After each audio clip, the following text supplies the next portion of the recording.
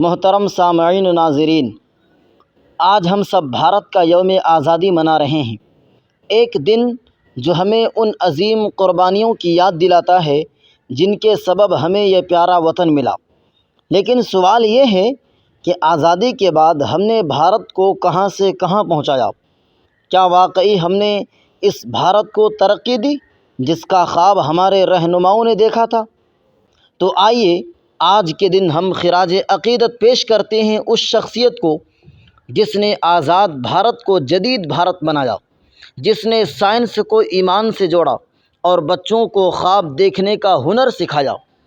جی ہاں، ہم بات کر رہے ہیں doctor A P J Abdul Kalam کی، جو صرف بھارت کے صدر نہیں بلکہ قوم کے رہبر، سائنس کے ماہر اور نوجوانوں کے رہنما تھے۔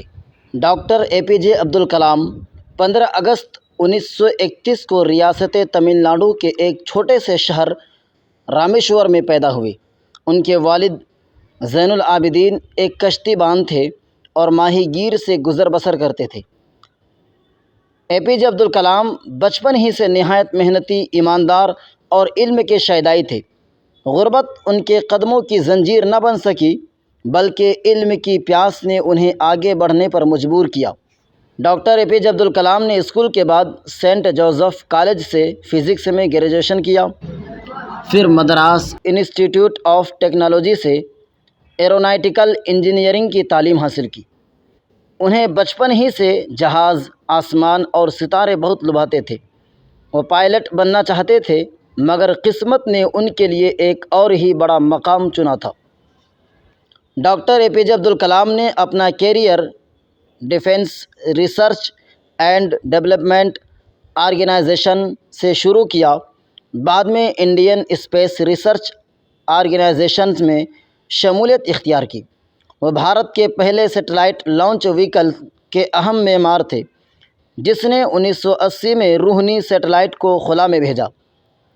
ان کے عظیم منصوبے integrated guided missile programme, Agni Prithvi Akash اور Trishul missile, nuclear test 1998 Pokhran میں کلیدی کردار، بھارت کو نیوکلیئر طاقت بنانے میں اہم کردار۔ بھارت کے صدر کی حیثیت سے 2002 میں انہیں بھارت کے 11ویں صدر کی حیثیت سے منتخب کیا گیا۔ یہ پہلا موقع تھا کہ ایک سائنسدان، ایک معلم اور ایک غیر سیاسی شخصیت اس اعلیٰ ترین عہدے پر فائز ہوئی۔ انہوں نے صدارت کو صرف ایک عہدہ نہیں بلکہ عوام کی خدمت کا ذریعہ بنایا۔ صدر رہ کر بھی سادہ زندگی گزارنا، طلباء و نوجوان سے رابطہ، عوام میں گھل مل جانا، راشٹرپتی بھون کو عام آدمی کے لیے کھول دینا۔ تحریری خدمات اور اقوال: doctor A P J Abdul Kalam نے کئی کتابیں لکھیں جن میں ونگس آف فائر، آتش کے پر، اگنائٹڈ مائنڈس، روشن ذہن، India 2020، turning point. Doctor A P J Abdul Kalam کے چند مشہور اقوال: خواب وہ نہیں جو نیند میں آئیں، خواب وہ ہیں جو نیند اڑا دیں۔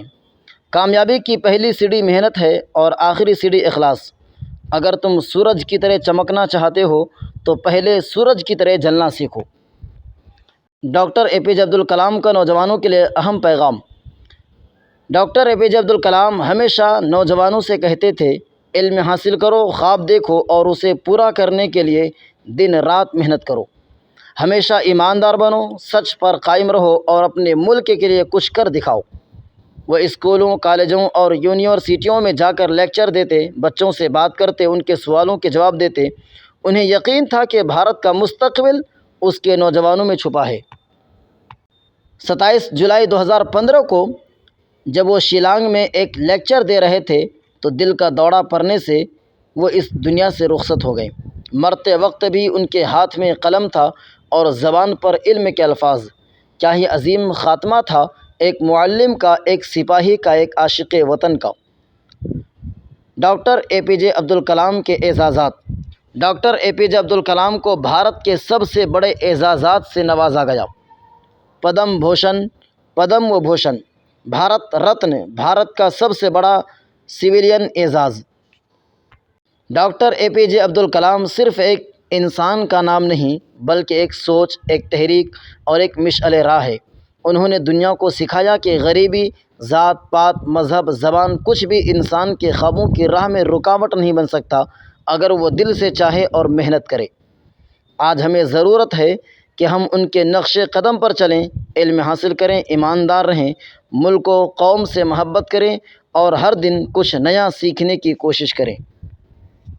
آج 15 اگست کے دن ہمیں نہ صرف انقلابیوں کو یاد رکھنا ہے جنہوں نے ہمیں آزاد کرایا، بلکہ ان معماروں کو بھی یاد رکھنا ہے جنہوں نے آزادی کے بعد بھارت کو تعمیر کیا، اور ان میں سر فہرست نام ہے doctor A P J Abdul Kalam. آئیے عہد کریں کہ ہم بھی سچ بولیں گے، علم حاصل کریں گے، محنت کریں گے اور اپنے بھارت کو doctor A P J Abdul Kalam کے خوابوں کا بھارت بنائیں گے۔ جنہوں نے خوابوں سے تعبیر پائی وہ روشنی کی مثال بن گئے، جو جلتے رہے قوم کے لیے وہ ستارے ہمارے کلام بن گئے۔